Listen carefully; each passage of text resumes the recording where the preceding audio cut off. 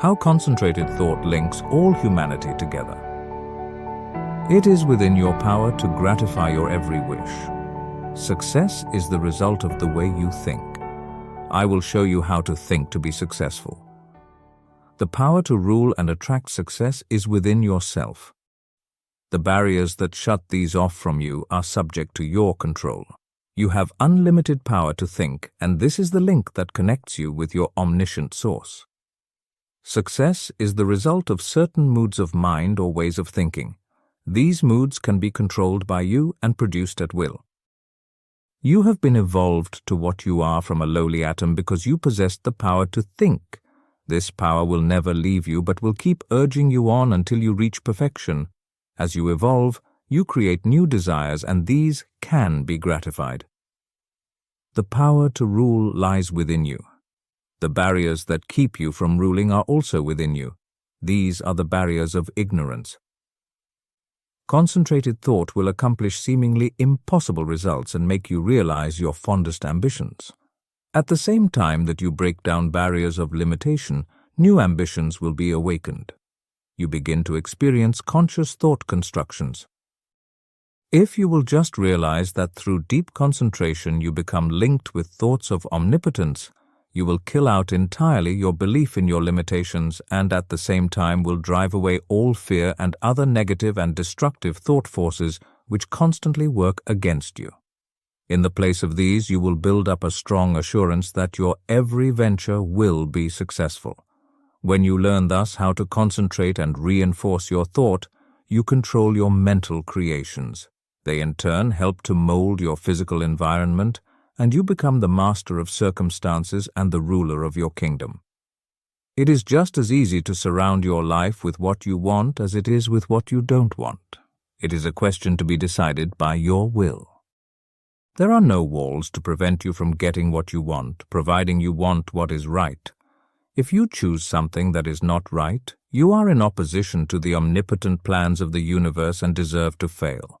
But if you will base your desires on justice and goodwill, you avail yourself of the helpful powers of universal currents, and instead of having a handicap to work against, can depend upon ultimate success, though the outward appearances may not at first be bright. Never stop to think of temporary appearances, but maintain an unfaltering belief in your ultimate success. Make your plans carefully and see that they are not contrary to the tides of universal justice. The main thing for you to remember is to keep at bay the destructive and opposing forces of fear and anger and their satellites. There is no power so great as the belief which comes from the knowledge that your thought is in harmony with the divine laws of thought and the sincere conviction that your cause is right. You may be able seemingly to accomplish results for a time even if your cause is unjust, but the results will be temporary, and in time you will have to tear down your thought edifice and build on the true foundation of right. Plans that are not built on truth produce discordant vibrations and are therefore self-destructive. Never try to build until you can build right. It is a waste of time to do anything else. You may temporarily put aside your desire to do right, but its true vibrations will interfere with your unjust plans until you are forced back into righteous paths of power. All just causes succeed in time, though temporarily they may fail. So if you should face the time when everything seems against you, quiet your fears, drive away all destructive thoughts, and uphold the dignity of your moral and spiritual life. Where there is a will, there is a way. The reason this is so is that the will can make a way if given the chance to secure the assistance of aiding forces. The more it is developed, the higher the way to which it will lead. When everything looks gloomy and discouraging, then is the time to show what you are made of by rejoicing that you can control your moods by making them as calm, serene, and bright as if prosperity were yours. Be faithful in sowing the thought seeds of success, in perfect trust that the sun will not cease to shine and bring a generous harvest in one season. It is not always necessary to think of the success of a venture when you are actually engaged in it. For when the body is inactive, the mind is most free to catch new ideas that will further the opportunity you are seeking. When you are actually engaged in doing something, You are thinking in the channels you have previously constructed, and the work does not have to be done over again. When you are in a negative mood, the intuitions are more active, for you are not then controlling your thoughts by the will. Everything we do should have the approval of the intuition.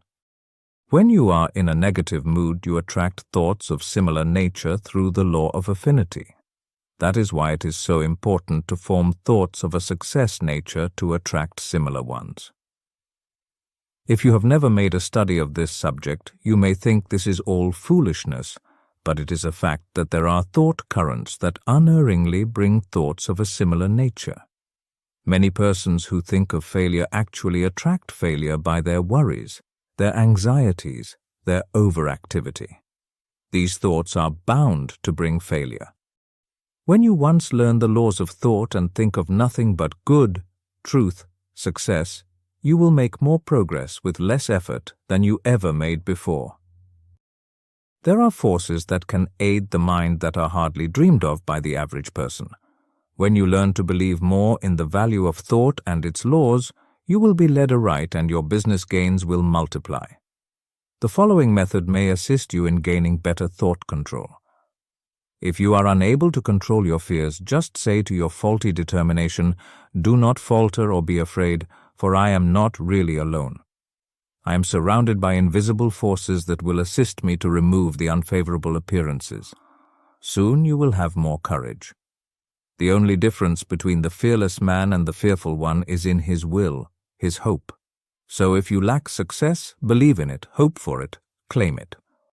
You can use the same method to brace up your thoughts of desire, aspiration, imagination, expectation, ambition, understanding, trust, and assurance. If you get anxious, angry, discouraged, undecided, or worried, it is because you are not receiving the cooperation of the higher powers of your mind.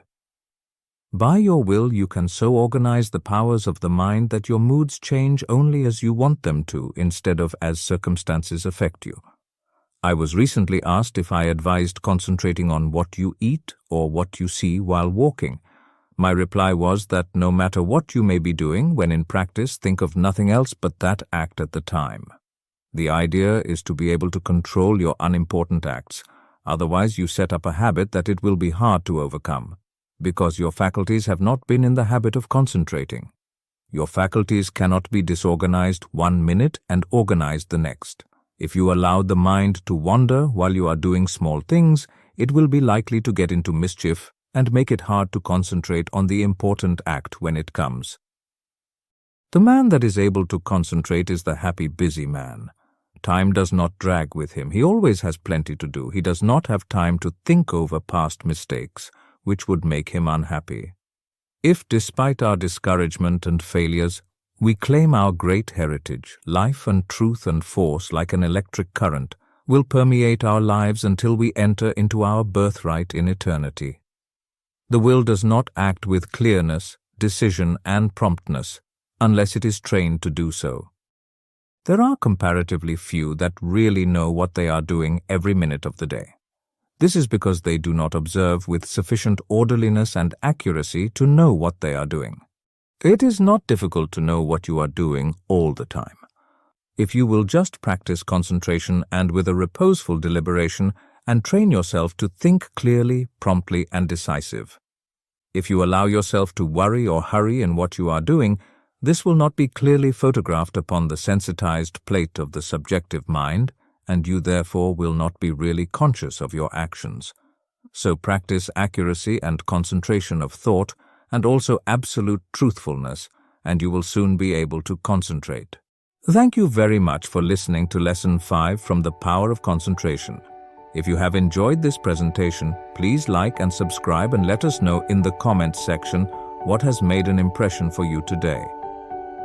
I hope you will listen to the next lesson in the Power of Concentration series by William Walker Atkinson. Thank you so much.